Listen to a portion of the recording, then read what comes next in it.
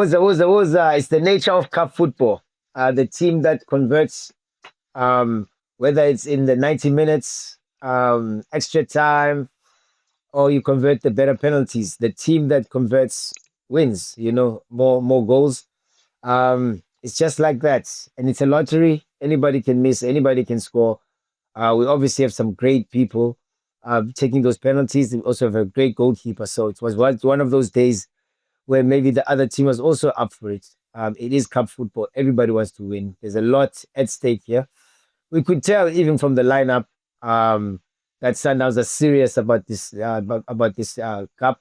Not too much rotation or a little bit of rotation, tweaking here and there, but maybe showing that they're serious because I think that was a very strong lineup that was out there. I've got Grant Schmidt with me, Mamelodi Shakes Ngwenya, Sundowns legend, also joining us to discuss the match. Sundowns unfortunately out, but City Ketwe Tandayo njengofish between fresh extra cool or dry original.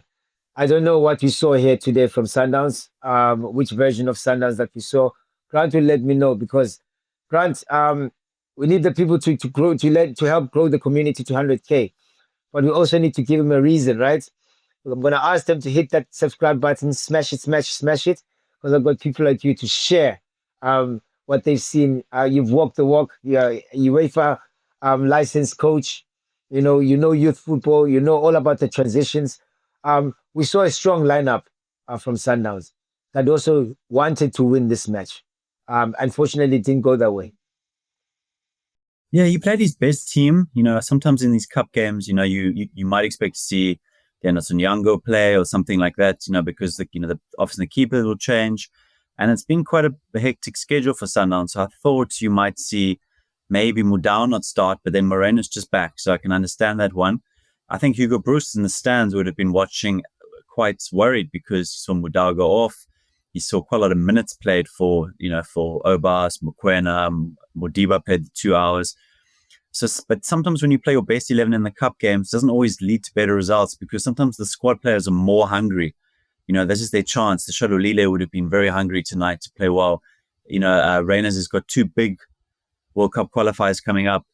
Sometimes those players can have one mind on the games coming up actually for their country. So, yeah, it didn't quite pan out. But if you look at the match stats, I mean, Sundowns created more than enough to win 23 shots, but only 2 on target in the game. So I think that kind of summed it up. On not a great playing surface, it wasn't easy to play good football. And then maybe also when you play this narrow formation on a bad surface, that's when you need to maybe be able to call on some wingers. And then there was some of the guys who could play wide aren't there, like Mabena and Vitlaku. They obviously at the under-20 World Cup. So, and Sundowns didn't sign wingers. So as a game like this, you might want a nice actual 1v1 winger instead of just Matthews and Mudau as your 2 wide outlets, and that's it really. So yeah, not the best night for Sundowns. The pitch didn't look too great as well, Grant. Didn't look too great. I didn't benefit anybody. So I don't understand, the logic behind all this now. It's not the first time. Sundowns have been locked out of that stadium before. They had to change venues last minute. It's just so much about the stability of the team, having that home feel, that stadium that they can call their own. And it is about building from it and building this brand, building this club to be serious, when you go to Orlando Stadium, you know what you're going to get. Shaggy, you know what you're going to get when you go there. Grant, when you go to FNB, yes, it will not always be full, but there'll always be a presence of Kaizer Chiefs when they're there. What do you make of all this? This was not a great pitch from the get-go. So how does Sundowns handle all this now? Because it's clearly going to be like this. These are the pitches that have been chosen. These are the stadiums that have been chosen as home stadiums, Grant. But Sundowns at home, they won 18 league games in a row, and they smash teams there. 2-3 goal margins all the time. So they need they need that good playing surface. Most of their drop points have been on the road. So yeah, it makes a difference to the way the game goes. And then you've got guys like Nuno Santos. It's only his second start. He wouldn't have been used to a playing surface like this from Portugal. We saw the debutant Resinho here as well. I don't think for that red card he was trying to injure the player. He's trying to kind of control the ball on maybe a bouncy surface. ends up catching him halfway up the shin and breaking his sock. Not the day we would have wanted. And also the worst thing for him is it's now 2-week FIFA break. He's going to get a 2-game suspension. So we're not going to see him for a long time. He's going to have a lot of time training. And we really want to see this guy because he's an interesting profile. I mean, he's not like a small Bernardo Silva Portuguese midfielder. He's got a good frame. Like I've heard him compared a bit to Marco Asensio. He's Spanish, but that kind of like an inside winger type player, but he's got some decent size to him.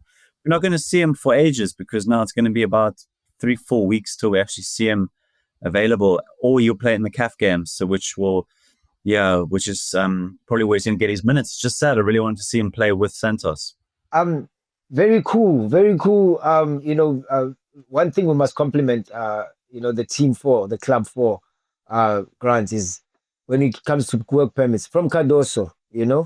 Mangoba Mniti, we say goodbye. Cardoso's paperwork was ready. International players, haven't struggled. There haven't been too many delays. When people are signed. Resinho now just announced. And already making Luis Santos, same thing. Gotta compliment the club for the efficiency there. Other teams struggle, Grant. Other teams struggle. I mean, Kaizer Chiefs specifically are one of those teams really, really struggling with that. Yeah, I mean, like so many teams struggle. We saw Tosin Sabata, Sekakuna, he missed the first few games of the season. Eric Tinkler said as soon as his work permit came, that was his number one, and he went into the team. For Chiefs, Flavio de Silva missed the first few games. Apparently, Ethan Chislett's paperwork wasn't ready, even though he was, as a South African father, was born in Durban. Kanisa Mayo missed a game because his paperwork wasn't ready. But yet, Sundowns, within the first 3-4 days, they've got the players' paperwork, the coach as well, as you mentioned in the past. So clearly, they have all their ducks in a row, and they know the process to follow to get it done quickly. Whether they have engaged someone in Home Affairs to make it quicker, whatever you need to do, you need to get it done. Football doesn't wait for you. So you need to get those work permits ready. These are points being lost. A lot of clubs have these issues across the PSL, especially even with players of their own that have to renew contracts and so forth, that have played in the past. They still have to wait for a new work permit. So, yeah, you have to give Sundowns credit. It's just such a pity that Resinho is going to miss these games now. But Santos had 2 hours of football tonight. That's going to really be good for his match fitness and his chemistry with his teammates. So, yeah, there are some positives, even though they're out of the cup, and it will mean more rest for them later on. After the Club World Cup, Sundowns having just the odd game off, the 3-4 days of rest, like they had this week, because they had a full midweek off for once, which is a rarity. They need it. So sometimes you have to let a competition go and just focus on the ones that are your higher priority. I like that. That's extra cool. Grant, I'm going to give you extra cool for that. Sometimes you have to let them go. It's okay. Because there's bigger fish to fry. But Grant, gotta be happy. Santos got his minutes all the way to there, and even taking a penalty. Those things do count. It's unfortunate that since he's been there, he hasn't really enjoyed, celebrating properly. But getting those minutes in, getting that ice, getting those nerves out of taking penalties. When it's crucial time. So he's ticking some of the boxes, and that should be encouraging. Yeah, it's encouraging for him. But I mean, if you look at the squad in general, they played quite a lot of this game with 10 men. It's quite good good changes by Cardozo. He brought Basadine on at left back. He put Modiba into that sort of left number 10 role and just played like 4 diamond 1. It worked well. They actually controlled Gallants after that. They didn't defensively, there's definitely no problems at Sundowns. Marumo Gallants had 4 shots this whole game, none on target across 2 hours. I mean, they limited them to almost nothing. And this is obviously a decent Marumo team with speed. The Msendamis and Clifford coming on as well. Subs controlled them very well. So I think there are positives. I think defensively, they're looking quite ready for the CAF. It's just obviously Keanu Cupido got an injury today. But I think maybe for CAF, he's not going to play as much because they want the more physical presence. So it's probably not the huge issue. So, yeah, look, they'll put this one to bed, and you don't like to say they're bigger fish to fry, but maybe it does feel that way slightly.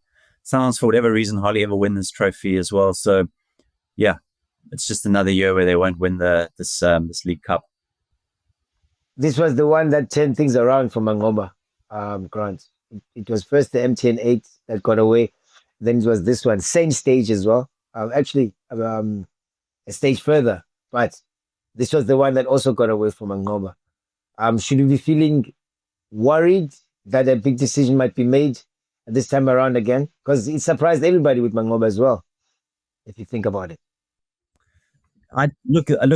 What I think with Cardozo is because he played such a strong team, that might be an indication that he's feeling some pressure. Because I think if they're winning and winning and winning in the league, he might have said, you know what, tonight let's make 4 or 5 changes. We have options to come in. Sholalili can start. Pasadena needs a game. Morena's back in the Bafana squad. He could do some minutes before then, maybe not more than an hour, but he could have played. The booster was really good the other day. He could have maybe taken Cause out of the firing line ahead of his first proper call up to Bafana. But he played his best team, which I think maybe shows he was feeling the pressure. And they already dropped points against Gallants and got, I wouldn't say outplayed, but Gallants took the game to them last time.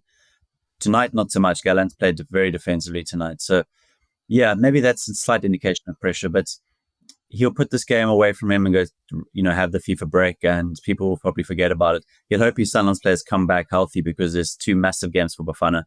And a lot of these players are going to be playing the full 180 minutes for their country. So, especially Mudau and Mokoena. So he's gonna have to hope that they come through unscathed. You let us know which type of Sundowns did you see tonight? Extra cool, original Sundowns, just unfortunate result. You let us know, because it is cup football. We have to accept defeat. Defeat does come sometimes. You can't win them all, even though we want to win them all. But it wasn't that kind of evening. This Carling knockout slips away from Sundowns once again. No cups. 2 cups in, no cups yet in the cabinet. But Betway Premiership are still on the cards.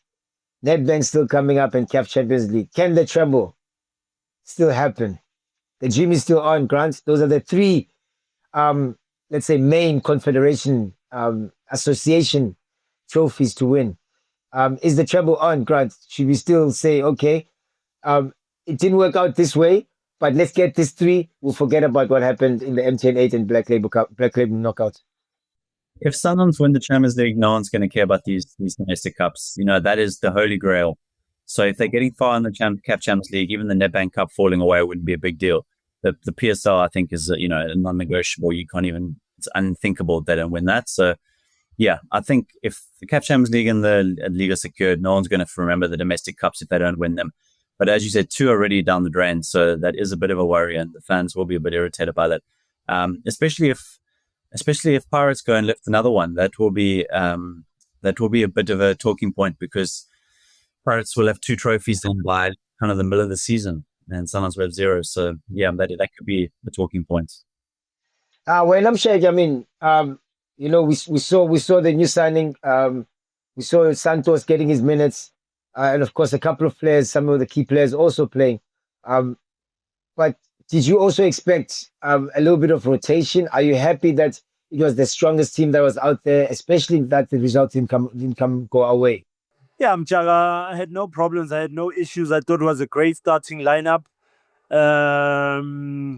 Not sure why Libusa didn't start the game, because he had a great game last game, but that's immaterial, because Marumo Gallants had one thing in mind. They were defending. It had nothing to do with our defenders. It didn't matter who was there.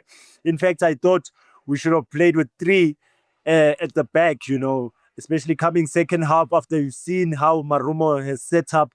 I thought he'd have Shalulile coming on with Reyners, to attack these guys, because these guys are not coming at us at all. They're just sitting back. They're happy, with frustrating Sundowns. So I had no issues with that starting lineup at all.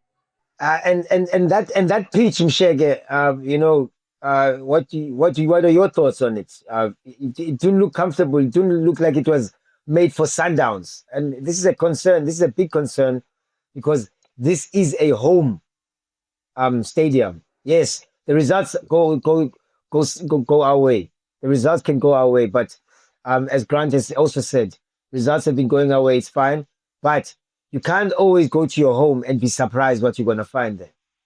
Yeah, I mean, shocking, man, Umjaka, for our home, venue to look like that, how it looked like, because we know Sundowns is all about the passing game, but when you look at that pitch, it makes it difficult. It looks like another opponent that failed, But having said that,